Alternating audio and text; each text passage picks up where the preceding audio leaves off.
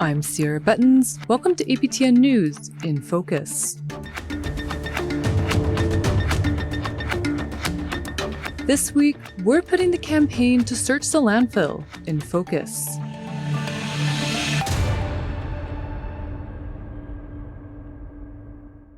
The recent discovery of remains in the Prairie Green landfill outside Winnipeg was years in the making. Nearly 2.5 years, actually. It was in early December 2022 that Cambria Harris, the eldest daughter of Morgan Harris, one of 4 women murdered by serial killer Jeremy Skibitsky, stood on Parliament Hill with loved ones and First Nations leaders around her. She let the world know that she wanted her mother to be found.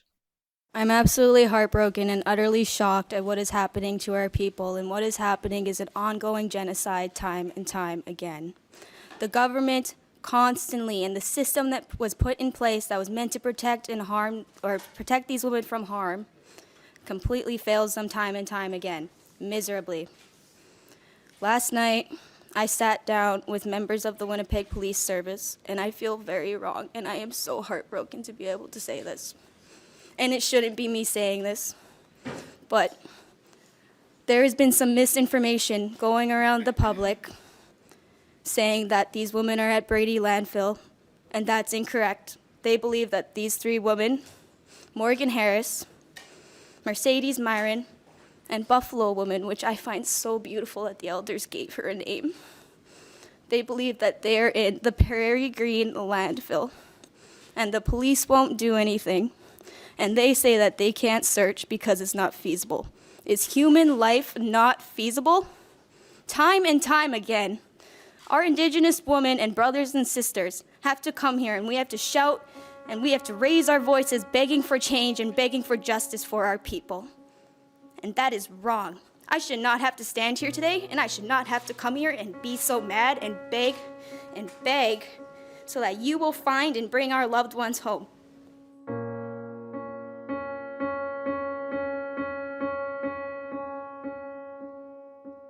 Despite Cambria Harris's pleas, it would be another 2 years before search would begin. APTN senior web reporter Kathleen Martens has been following this issue from the first calls to search the landfills in 2022 to the discovery of Harris's remains this March. She joins us to discuss how it unfolded and the legacy it has left. Thanks so much for joining us, Kathleen. It's my pleasure, Cierra. So to start off, I'm wondering, can we go back to the beginning? It's the spring of 2022, and Morgan Harris and Mercedes Myron of Long Plain First Nation were missing. What happened? Well, 2 of the families, there's 4 victims involved here. And so 2 of the families, one's of Morgan Harris and of Mercedes Myron, both those women were missing at that time. And their families went public saying, we're searching. We check in with them regularly. They were homeless, they were on the street, they had some addiction issues, but they were in touch with their families constantly, especially Morgan Harris and her daughters.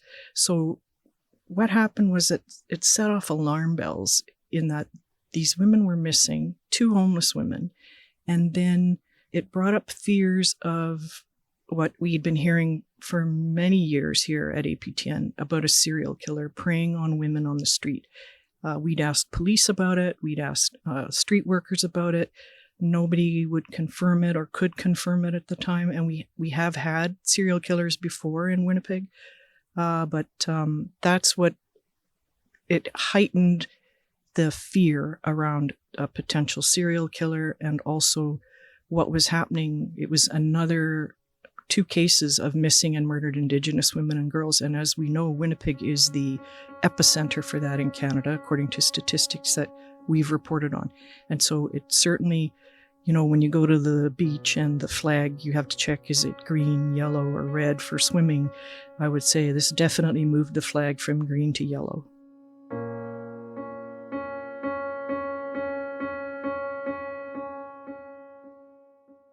So you've been covering this now for nearly 3 years. You've attended rallies, news conferences, vigils, And you spent most of the last summer covering the trial. You've developed relationships with the families. I'm wondering, what have you observed about the families during this time? Well, between my last answer and this question, I didn't say that what we all know, and that's that a man was charged, because not only were those 2 women missing, but 2 more.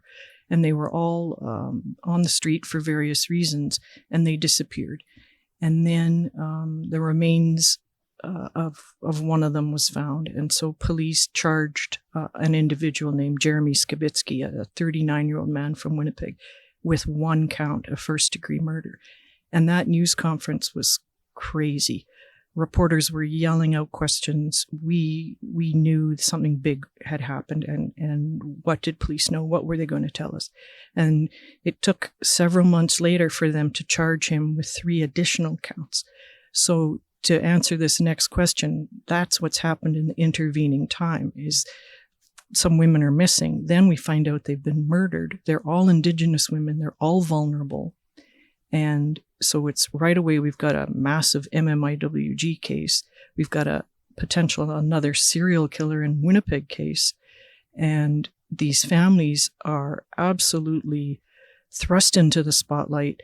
They're doing their best to answer reporters' questions at the same time as trying to come to grips with what's happening. It's a whirlwind of information, and they find themselves in the midst of, not only local media, but national and even some international, because MMIWG has become a national story around this epidemic in Canada. So the families were, I would say, if you're going to be in either fight or flight, they were in semi-flight, in that they were trying to absorb what was happening, but they were also starting to talk to us and ask questions. When this was first unfolding, the Manitoba Progressive Conservative Party was in power. And they not only refused to search the landfill, but they actively advertised that stance, in their election material and billboards. And I'm wondering if you talk about, how did that shape public institutional opinion? That was a crazy element in this story, right? That this became a political pawn, if you will, the lives of these 4 women, their deaths, a serial killer, MMIWG, homelessness, all of these hot button issues are now suddenly not being discussed in the election. But what is that the Progressive Conservative Party, who are the incumbents, are running on a platform that includes, hey, we're not interested in searching the landfill for these 2 women.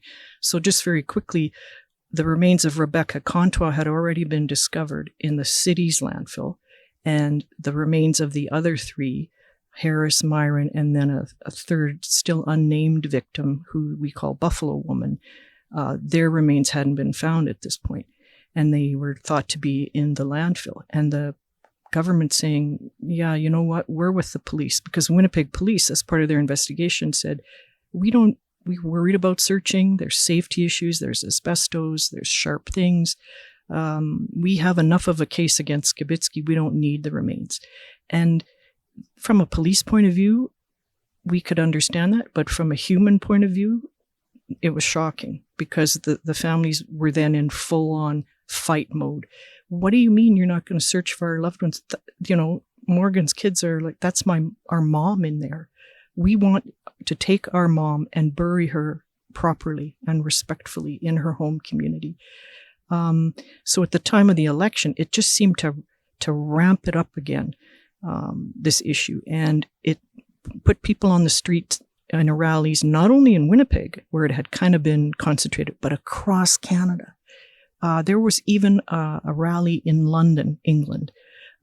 Someone sent us photos here at APTN to say, hey, we've heard about this. We think it's really wrong that no one is searching for these women. Search the landfill. Anywhere you went in Winnipeg, you would see signs in buildings, office buildings, union buildings, search the landfill, pictures of red dresses. Unions really took up this cause. I remember covering a rally by the tax union, which I didn't even know existed, and they were a huge group. They were in town for a national convention, and on their lunch break, they massed and they marched over to the Forks, and they gave really insightful, educated commentary about these families are alone in this. Who is sticking up for them, advocating for them, other than, the regular grassroots advocates who are used to being ignored by politicians? We want to lend our voice. And it became this huge fight between sort of grassroots people, unions, the families, against the governing politicians. And so then, fast forward to October 2023, I believe it was, when the NDP government won the provincial election. How did things change after that? Almost immediately. It was like the other side of the coin. Premier Wab Kinew is First Nations. He's the first First Nations premier in Manitoba. He took ownership of this issue. It became his personal promise to the families that his party would fund a search, try to get help from other levels of government, but they were in. And he said that on the campaign trail. And Manitoba has a lot of issues to be debated in election, but this seemed to galvanize voters. And when the Tories said, we're not searching, we don't want anything bad to happen to police or other searchers in the landfill. When the NDP didn't bring up those concerns and just said, we're going to find a way to get it done, it seemed to somehow solidify the election for them. And so they won by a large margin. And it was almost the first day, if I recall correctly, he was asked, not what are you going to do to taxes or how are you going to fix healthcare? It was like, are you going to search the landfill? And he's like, yes. And it seemed to calm everyone that finally someone was at the helm who was going to try to decipher this, figure out the best way to do it, and calm people, because other Indigenous advocacy groups had gotten involved. They'd done their own feasibility study. There was a lot of evidence to show it could be done, but they were still being told no by these powers that be, right? These powers of the state, the police, and the politicians. So a new party breathed new life into this issue. And now remember, this is before Jeremy Skibitsky's trial. So these families still have a trial to get through and then potentially the search. So it's a long road ahead, but at least it let them catch their breaths. And then so this year on March 5th, after human remains were located in the Prairie Green landfill on that day, now identified as belonging to Morgan Harris, the provincial Conservatives apologized for not searching the landfill. How was that apology received by the families? Well, I wasn't physically there when they heard about it, but I'm sure if it was a piece of paper, they would have ripped it up and spit on it and stepped on it or set it on fire. It was not accepted well. It was actually not accepted. It was rejected. And the biggest problem was that the Conservatives didn't go to the families. They did it publicly. They have a new interim leader who says this isn't going to happen again under my watch. And, we're really sorry. It was like, well, who are you apologizing for or to? Like just to your base, to the public? I mean, the fact that they hadn't gone to the families was so incredibly, if I can say, ignorant and tone deaf in this situation. The families have fought this fight. They've been front and center. They are the only people anyone should be talking to. They managed to bend the feds, the NDP, the province, a number of organizations to what they wanted, which was a search. And now you're going to have the Tories over here saying, yeah, we're really sorry. So it was like maybe a little pebble in the water, and it didn't make very many ripples.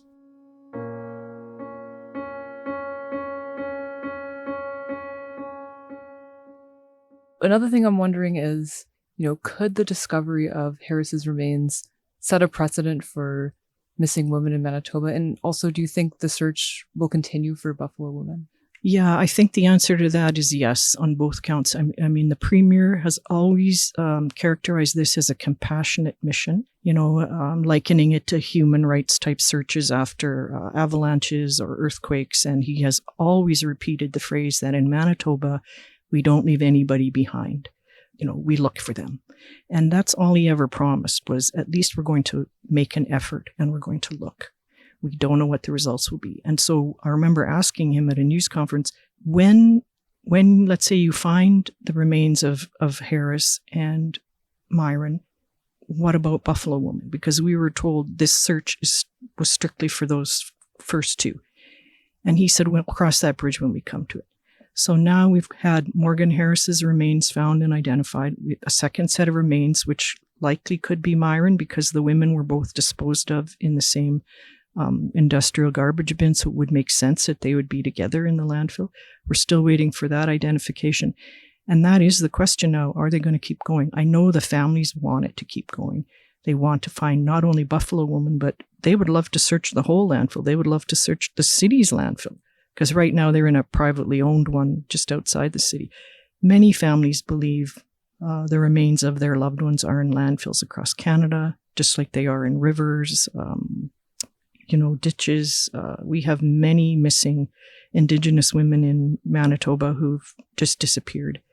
And there's only so much money, but there's also only the promise made that we will look for these two women. Now, the Premier said he'll consult with the families, and this was very early in the search. They thought they'd be going for the full year. So potentially the teams are trained up. They still have funds remaining. I could see that all the, circumstances are there to let them keep going and looking for Buffalo Woman. So I can imagine once this last set of remains is identified, we'll get some information on that. Mm-hmm. And so from the protest camps named for Morgan and Mercedes to Skibitsky's conviction to the discovery of Harris's remains in the Prairie Green landfill, every development has been covered and drawn national and international attention to the issue of MMIWG2S in Canada and beyond. So what legacy do you think this case leaves? Well, when someone's son or daughter has there's some kind of a crime involving them, and then they call it like Megan's Law or Rodney's Rule, or I definitely think this could be, Morgan's something, because I believe that the legacy of the families did to fight for finding their loved ones it should be in the history books. I've never seen it go this far and be this successful. I'd be sitting at news conferences and listening to these families and them saying, well, then we're going to, if the province isn't going to search, we're going to take them to the Human Rights Commission, which they did. When the city said you can no longer operate that camp at the Brady landfill, we're going to slap an injunction on you. They fought that and they won.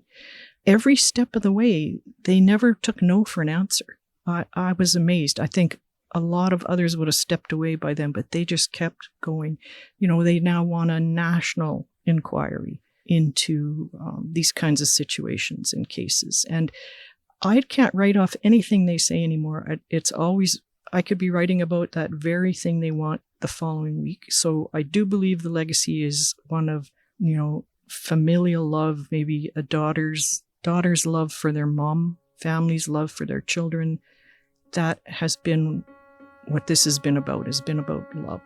And that is in very short supply in our world right now. And it's not a very sexy thing to write about, but it has completely run this entire campaign. And I wouldn't put anything past these families. They are incredibly powerful and definitely the voices that we're going to hear more from in the future in Manitoba.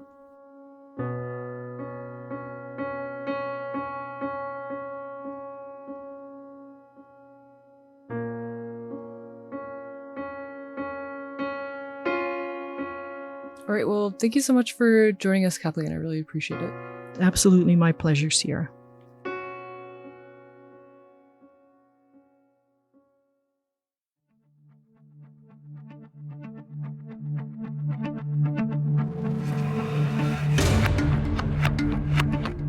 This episode of InFocus was produced by Mark Blackburn and Charmaine Straker, with editing by Jesse Andrushko, and hosted by me, Cierra Bettens. If you're enjoying the show, let us know by leaving a rating and review. You can find more APTN podcasts, like APTN News Brief and Truth in Politics, by visiting aptnnews.ca/podcasts or on your favorite player.